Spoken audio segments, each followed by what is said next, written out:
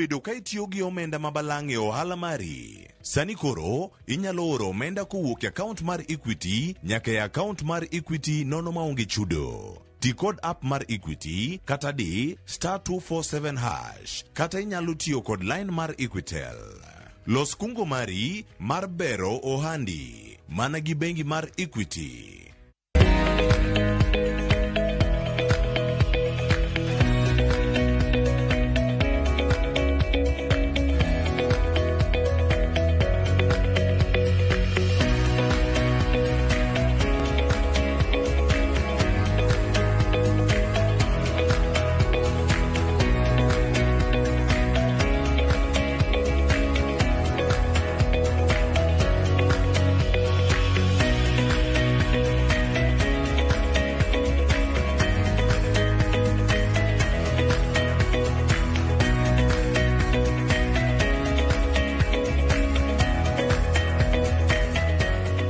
Machiegni nyakura Ramogi jwange chenro mar ohala gi Mwandu. Wamedo koloni yore mopogore opogore ka ginyalo chako ohala kata tayo ma intiere godo e yo makare.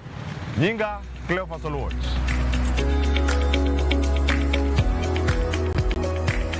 E kar dak ma Mikindani nyakura Ramogi jwange kaunti ma Mombasa waromo gi nyaro nagi ma bende timo ohala mano ma supermarket.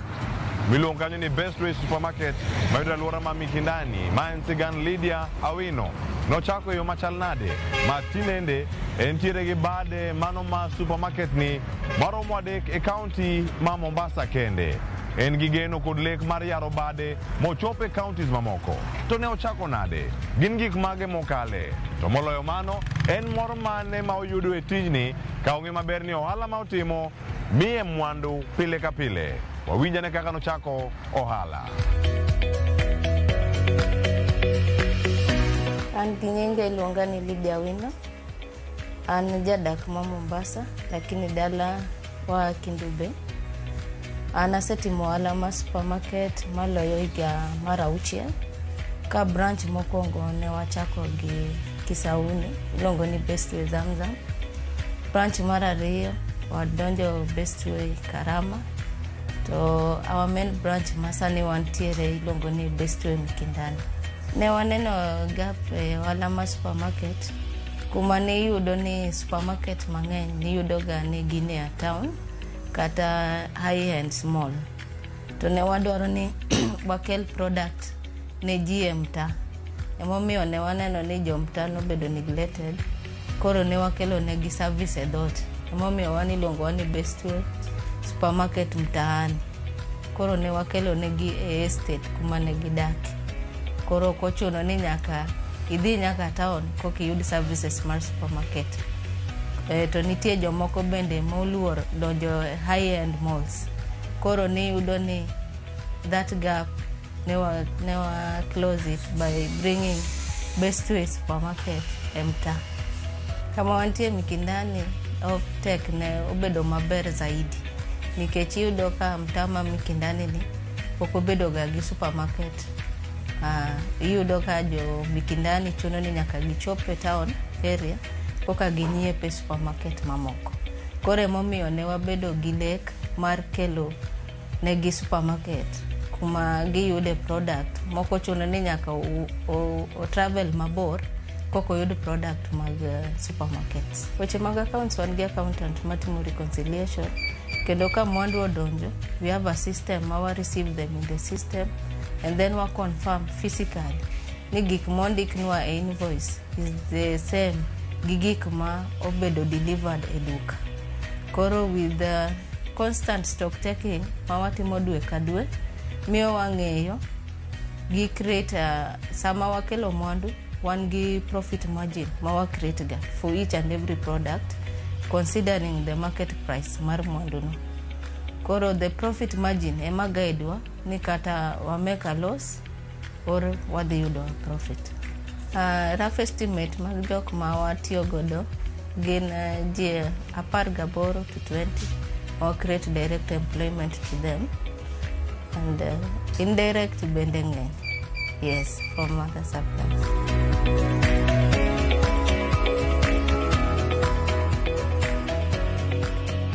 Mor mara en sama customer odonje duka oyudo the right product manodwaro.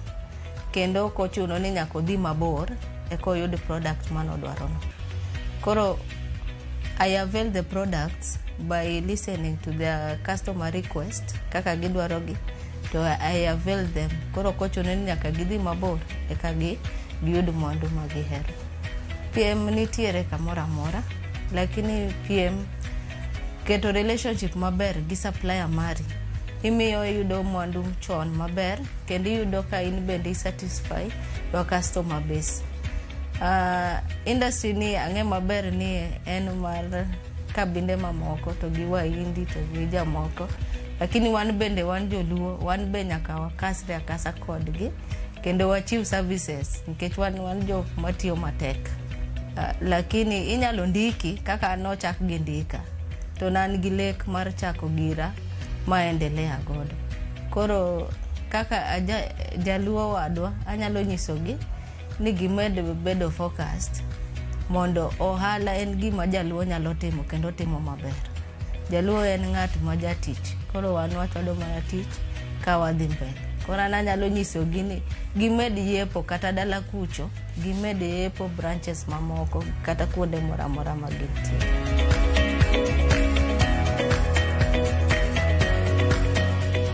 Supplier en ng'at monego bedni update kendo onego bedni ichule maber.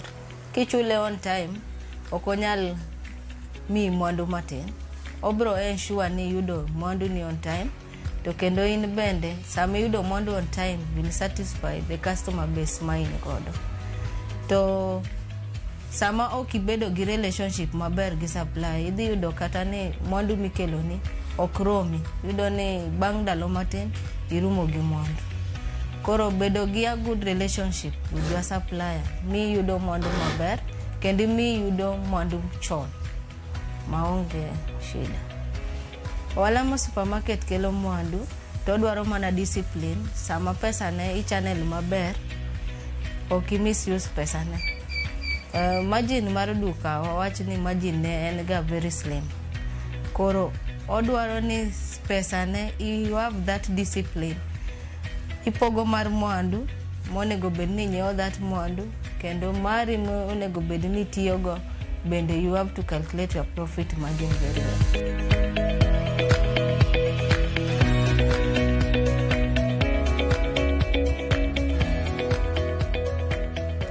Ana wacho ni ng'ato kik chunye tho. Gima nyalo nyise, an nok achako gi duka maduong'. Ne wachako gi dukni matindo tindo. To bang' chako gi dukni matindo tindo, gi tich matek mane watiyo pile pile. Emano ne boras, kane wayawo kata duka ma koro our main branch now, no yudo ka koro suppliers ne nyalo miyo wa mwandu ma no gikelo nwa shida ina. Koro the good relationship mane wan go gi suppliers emano miyo wayudo teko mar yawo branch machielo, nikech sama ichako a new branch ng'ato luor gani magi manyien. Lakini ka in gi that good relationship gi supplier mari, iyudo ka inyalo mi mwandu on time kendo inyalo mi gine mar chudo maber. Kinde mar chudo ma inyalo uso go gimoro kato duoko ni pesa ni on time. Okay, number na 0714 715 619. Embui pokwa yao websites, but wan gigeno mar yao other websites kuma ginyalo richwe mondo ka wanyalo supply gi kata ka ginyalo supply. To kendo bende wan gi namba machielo mar 0712 914 112. Koro wan gi nembni ariyogo maginyalo yudo wa godo. Gin jok ma kigocho ne ginya koro moge jwang to gibiro kama intiere. Ka idwaro dhi town, idadhi e boma, iwuok ka idhi timo ohala kumoro, igone gi simu kendo gibiro kama intiere to giting'i. Moko bende niga kod stage. To bende ng'e ni tich mar boda boda en tich makelo ne jok moko yuto kod mwandu. E kaunti ma Mombasa, kar dak ma Kisumu ndogo, waromo kae kod Eric Ouma. Eric Ouma en jariemb boda boda. En tich ma otimo to gi luor ma otime godo, gi luor ma miyo tije. Kawuono ochope mesa wa mar ohala gi Mwandu, kendo warango kaka nochako ohande mano mar Boda Boda mosetimo sani kuom higni. To sani oleronwa kaka ber moseyudo e tich mar Boda Boda osekelo ne Mwandu kod lokruok e ngimane. An kanyalo lero ni iluonga ni Eriko Uma Obuong, ajauge Nyamasiro Katieno Siaya, adak Mombasa Kisumu Ndogo, Ongowea.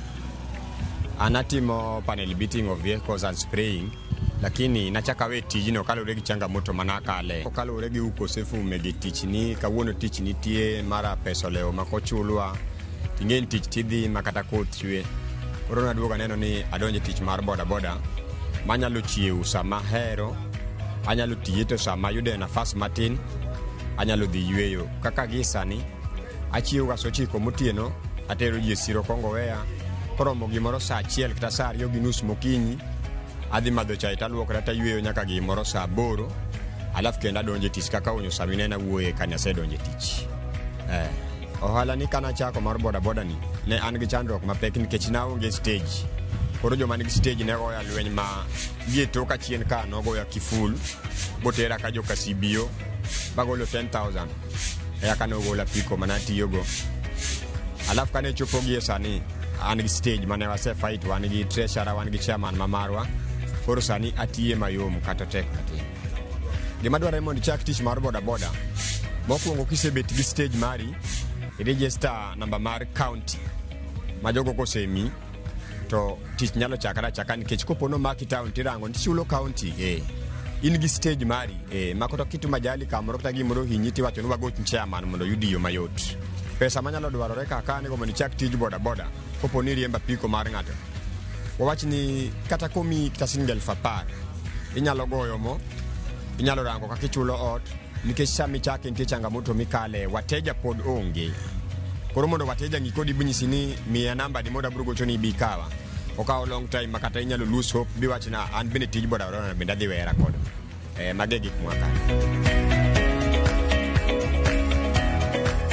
Gima miya mor maduong' katimo tija, andikora wuon, atiyo matin manwang'ono, adhi go ot karidhika. Molo no ndika, tatiyo mang'eny, CCTV rangi, manager rangi, fundi mutiyogo bende maduong' ni bende rangi, to at the last minute, okine kidok gie moro yot, esa madwarore wang'i. Tij Boda Boda ni wan gi changamoto mang'eny nikech seche moko inyalo poyo ka iwuok kata ni dhi town, tiyudo ka samoro kata mana helmet ni yongo go. Iyudo ka mano gimomaki to helmet kirango pesa mimaki ni teri e kot, idhi golo pesa mang'eny molo madi nyiewo go helmet. Samoro kirwako reflector, mteja be dwaro rwako reflector. Koro wayudo ka imako wat samoro iloso kata $500 to idwaro kata $3,000 ya kiwuok gi iye. Koro mago gin changamoto mantiere e tijini. Ane tich mar Boda Boda koko kelo na shida mora mora koka wach wach kuo ama kwala, nikech ing'eyo ni kopo ni wacho ni rach nitie to nyaka in ibed ng'ama ber, to kiwacho ni ber nitie nyaka ibed ng'ama rach. Koro an koka wach mecho waneno ka wan Boda Boda maseche moko ka wamondo wuokno katigo mama moro ngeta wan makendo wachung' wakonyi. Ineno koro wan Boda Boda ji oluoro wa mana wacho ni wan jokwe nikech wakonyo mon ma saa moro imayo, to Boda Boda en ng'at ma owuotho 24/7 kogone simu. Koro wach man ja Boda Boda en jakuono, no jakuo en na jakuo kata koko tim Boda Boda, wan waonge kuo mora mora e Boda Boda ka. Yodi cheng maber Boda Boda gima nyalo wacho, yuto ok da pim ni ochal pile. Seche moko inyalo mondo tinwang'o matin, inyalo biro moleo tinwang'o mang'eny molonga mondo, lakini yuto opogore. Kaka yodi cheng seche moko anyalo kata ting'o nyaka $1,000, seche moko anyalo kata ting'o $400 kata 500. Mama no tashukuru, yuto krach sana. Kaka kano sani to dhi maber nikech e Boda Boda ka ing'en ka nyalo yudo odiechieng' manyalo kane $300 M-Pesa mara, en gima nyalo konya kiny, anyalo chiewa gomo amed go ringo. Koro koka kano maru Boda Boda to kane karach, enene koro odiechieng' kodhi marach tema waywak ni akawuono to odiechieng' arach, lakini aneno ka Boda Boda tera maber. Gima nyalo wacho ni jok madonje tij Boda Boda, ing'en tich kidonje to omoro chunyi mar mondo idonjie, tidhi wuok gi gimoro maber. Koro gima nyaka ibedgo en gimiluongo ni bidii, nikech ok yot mar ichiew saa 9 ka en ni chuni chiko motieno dhano pod nindo, ineno. Koro gima nyalo nyiso ni jok madonjo tij boda boda en mana bidi yako mondo iserve customer ni e wang'yo makare.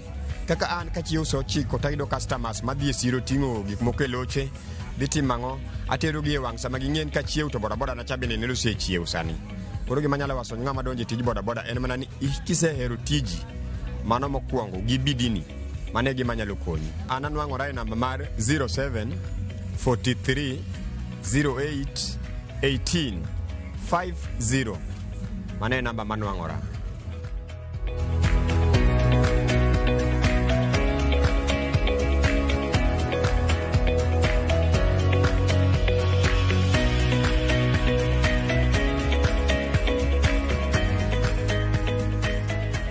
Bang' winjo sigeni ariyo mokwongo nyako Ramogi jwang' wakaw yweyowa. Ka waduogo wabiro kod ja ohala mar juma. Kik idhi mabor.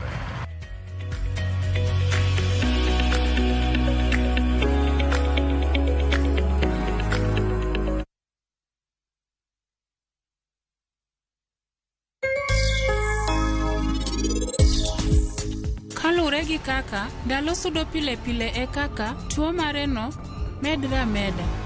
To gi kaka ng'eye tuo mareno ibo luong ni mixed amnesia.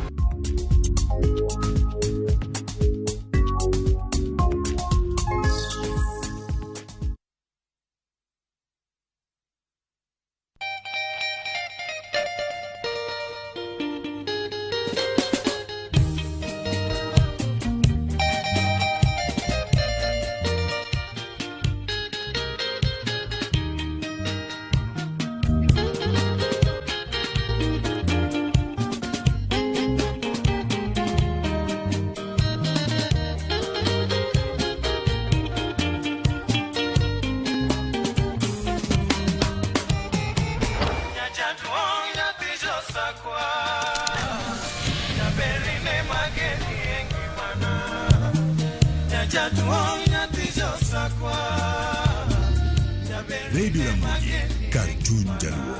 Radio Ramogi.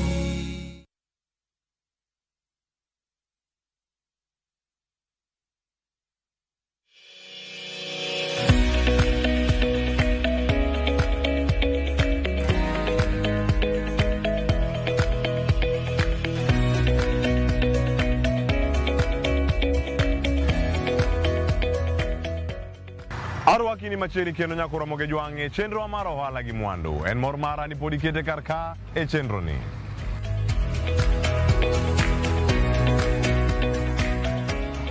E alwora ma Lesha e kaunti ma Mombasa, kae waromo kod jatim ohala e wechegi mago mag loso bao kendo loso mwandu mopogore opogore kawuok kod bao. Kawuono wawinjo sigand Gerald Osore, jadak e kaunti ma Mombasa mawuok e kaunti ma Siaya. Mor mane moyudo e tij bao ni arne ochako e kaunti ma Mombasa nyaka sani kama ochope. Wawinjane kaka nochako ni mar Gerald Osore e ja ohala wa mar juma.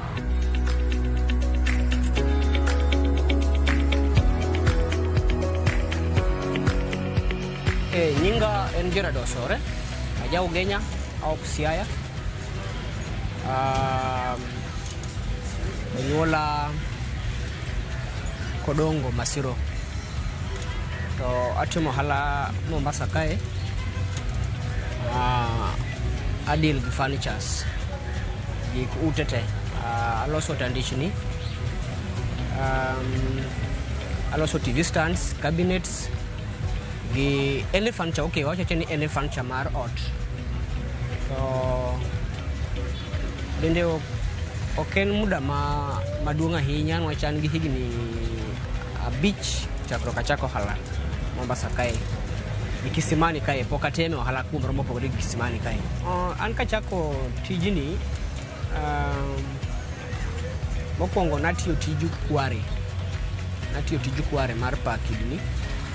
To tiju ufundi ni bende awachni okapuonjra yo moro mar koro ni awuok na dhi puonjra tiji fundi ni dawe. En mana ni koro an asobedo ng'ama artist, bedo ng'ama choro. Koro the more anyalo choro gima ber kata gimoro ka kom, to atemo tumo gimiluongo ni sample. Gima choro cha anyalo ng'ado bao yo mane mbatimo alose so kanye machako go koro ayudo ni ka rango gimoro kata ka choro gimoro to an gi pesa yo fuko anyalo dhi ma nyiew materials bo alos koro ka solose to chako omoro go dhano yani aloso gima onge gima ngato close about then dhano tumango kawe yani neno ni gini ber to kawe koro kanye madonjo go ufundi neno ni kara ufundi ber anyalo choro gimora amora to alose to ngato morgo koro mane manorwa ka ufundi ahinya hala mar bao ing'eyo ni en gi berne grachne berne en niya gik ma iloso kilosi maber kilosi yo manyalo moro ng'ato ahinya dakobed ono ywayo customer mradi tuni ilosi yo makare yo maber omoro customer kaya customer biro to kawo yo mayot to bende kata ko komor customer miloso cha lakini customer nyalo biro rango finishing ni to morgo then omitich kiloso mbi keto kanyo okiyot mondo gino kethre kamar ohand chini moko mag chiemo neno ohand chini mag chiemo ngeni nitie ohand chini moko maka itumo to ibed sure goni nyaka ani us nono ka odiochenge fulani okalo to kethre lakini koro wan waongo gika inago mradi tuni lose maber kete kama onego bed ni kete yo maber koro mano emono miya chuny okokethre ahinya yani okokethre mayot onyalo dak kata kitiyo kode higa lakini biro timango ibiro use nitie mana ng'ama biro nene to morgo to kawe ng'en koro sani gik moko biro digital mopogore ng'ato download piche to biro go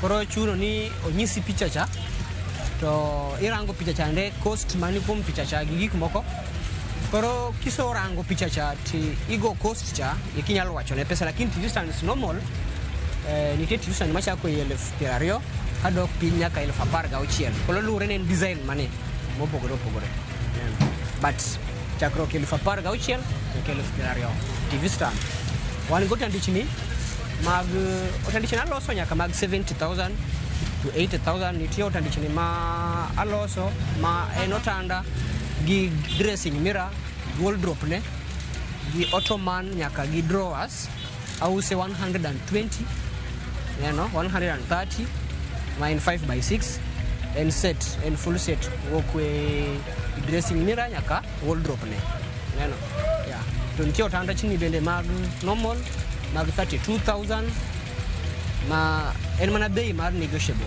winjra itiyo tich kalure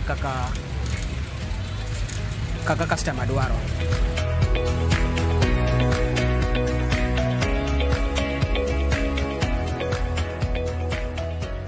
mor mayudo ni awon andikra gimokwongo mano mor mokwongo second atiyo tich kalure gi dwach customer an straightforward itija ni adhiyo go straightforward I'm sure gima loso kiwango mar okadhau gi customer ma daluor biro tich koro aluor biro tich dawa koro kaka sani kalure kaka hali nitie anyalo bet kata dwe achiel moka uso lakini kuom dwe achiel no anyalo bedo na atiyo tich mang'eny mag order kalure gi ler mar tich matiyo mopogore gi ler mar tich matiyo kalure gi adiera na kuom joma tiyo ni wach nitie ng'ama nyalo biro kaka wacho ni ng'ato nomiya order nyoro tamiyo odiochienge 4 tijeno biro bedo kosoromo lakini atiga kuom odiochienge 2 makati kuom odiochienge 2 no ba gochone ka en tayari kuom pesa dongo bro mor mar yudo gire chande kuom muda madware neno to ko ongo pesa bino bro mana wacho ni bro rito kuom odiochienge 4 mana wacho ne cha lakini koro yiro ka atiyo mang'eny kuom dhano mabiro kuoma mopogore kata gi uso ma uso neno uso ma uso no tin wach gima loso maketo e papcha opogore gima ng'ato dwaro kuom seche ma ng'ato dware cha ma bende ka ng'ato biro madwaro mani papcha obendo biro mana rango mani pap no to kao wach koro daka gen ni nyaka ng'ato obio kelna order nyaka be abed gi meka ma ni tayari ma uso kuom joma kalo nwach bende kiongo display no onge ng'ama ni fundi ni kama hama to fundi chande olonyi tich mahama iyo manadi neno koro nyaka keta display no yaka koro dhano moko lakini ng'eny tich atiyo ma okwoko mopogore gi maketo ipap ng'wech maketo ipap anyalo keto tanda mbo atiye kata dwe mo ka uso tanda maketo ipap cha lakini kuom tije matiyo mang'eny kata orders go like koro kata kimia order mba tiyo ni gino mba keto kanyo kaso kete kanyo ka dhano kalo mbo neno gino bende ka mi joma kalo tich I mean mi joma kalo chuny mar karakama ama bende inyalo losie gi mahama inyalo losie gi mopogore gi mahama lakini kwa chuni koro alos karibu kila gimoro mondo aketi pap ye ka ng'ere ni aloso gicha or kata ye ka neni ni gi mahama cha ni kama hamacha thuolo tin to bende okan gi uwezo mar tumo gigo ng'ama do chako hala mar bao mokwongo gima nyalo wacho gi mokwongo maber kuom ufundi mar bao wacho ufundi mar bao ni sani dhano donje mang'eny to ng'eny gi moko gin wakoche en mana ni koro fundi bao maber gi mokwongo duare ibed ng'ama ratiro kidwa bedo fundi bao gi mokwongo bed ng'ama ratiro wach fundi bao nyinge no sokethare gi mokwongo koro ka dilos nyingi an or kata ka dibed piny bi wacho ni adwa tiyo tij bao to gi mokwongo bed ni inyalo penjo chunyi ni inyalo bedo ng'ama ratiro kuom customer mora man kel ni tich mano atua mokwongo lakini kalure gi pesa or omenda mag chako hala mar bao oken tich matek en mana ni kiso yudo gima dinyis ni in fund kata kiyude pesa moko matin bi yud thuolo mar omo tiyo tich to bed ni nyalo tiyo tich maler mi ket kanyo kiketo kanyo kikigen mar uso miketo kanyo no gen mar uso mano to bende igen ni tinga mabro neno miketo kanyo no mani mi ye mabro mi tich an Mombasa ka ayudre Kisimani stage Madhi town kiwok Mtwapa to kichopo Kisimani stage penye ngami luongo ni Cobra mano nickname madhano miya kalure gi kaka giwon ging'eyo lakini nyinga kamili luonga ni Gerald Osore to namba mar sim en 07 06 58 67 44.